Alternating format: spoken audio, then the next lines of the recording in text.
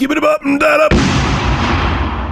So more developers are working on games for the upcoming PlayStation 5 console than they are working on games for the upcoming Xbox Series X. But does this spell bad news for Microsoft? Well, let's get into it. Today's video is brought to you by the Sabrent Rocket Nano hard drive. This is a hard drive. It's the size of a thumb drive, and it stores up to 2 terabytes of storage depending on the model you purchase, and it has up to 1,000 megabytes per second speeds. It also comes in this awesome case and includes a USB-A to USB-C cable and a Thunderbolt 3 cable to really take advantage of how fast this drive truly is. Affiliate link below in the description.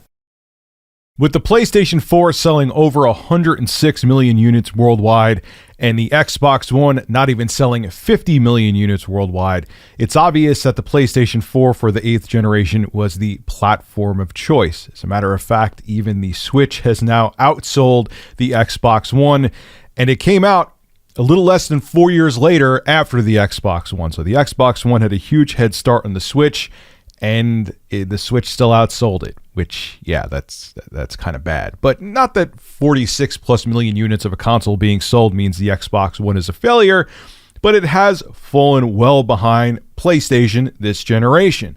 So, of course, developers are going to lean more towards the PlayStation 5 for next generation because, well, they think that's where the dollar bills are going to be. Let's be real. Now, this information comes from comicbook.com.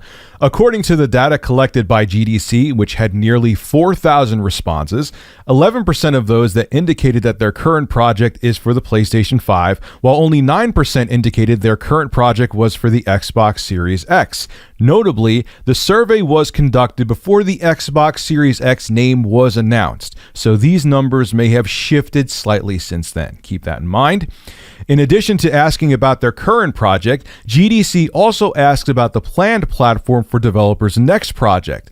And there, the divide was even larger, with 23% of respondents indicating that their next project would be on PlayStation 5, while only 17% of respondents indicated their next project would be on the Xbox Series X.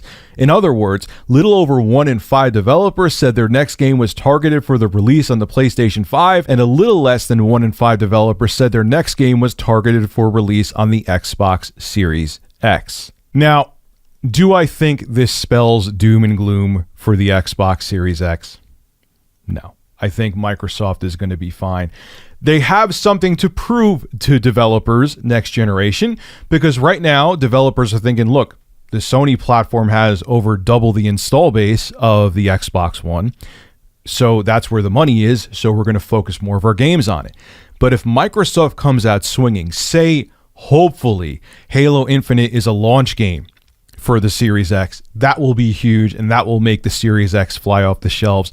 That will make the install base grow quicker, and then there'll be a reason to buy a Series X, and that'll be a reason for developers to make games for the Series X because the install base is growing quickly. So Microsoft has learned a lot of lessons from their mistakes with the Xbox One, and they're using what they learned to improve the Xbox Series X, improve the ecosystem. They're doing a lot with xCloud. They're doing a lot with Xbox Game Pass. So I think that developers will change their tune with the Series X, and we'll see more games being developed for it. But right now, of course, developers and publishers are looking at numbers, and when they see the current gen console from Sony is making way more money than Microsoft's current gen console when they release a game for it, they're going to lean towards the next gen system from the more profitable company first before Microsoft's console, because they're thinking that the PS5 has a very good chance of outselling the Xbox Series X. But of course, that could change. A lot of people thought that before the 360 and PS3 was released, that the PS3 was going to wipe the floor with the 360. I mean, in the end, it ended up outselling the 360 by a small margin, but for a while, the 360 was the go-to console. It really was for the entire generation, and Microsoft's console had the best third-party ports during the 7th generation with the 360, and it took a long time for the PlayStation 3 to hit its stride. If you remember, the PS3 struggled for years. It wasn't really until, I would say, 2009, 2010, that the PlayStation 3 became a really worthy opponent to the 360. So look, just because a console is doing good this generation doesn't mean the next generation console from the same company will maintain top status. We've seen consoles dethroned before, and it could happen again.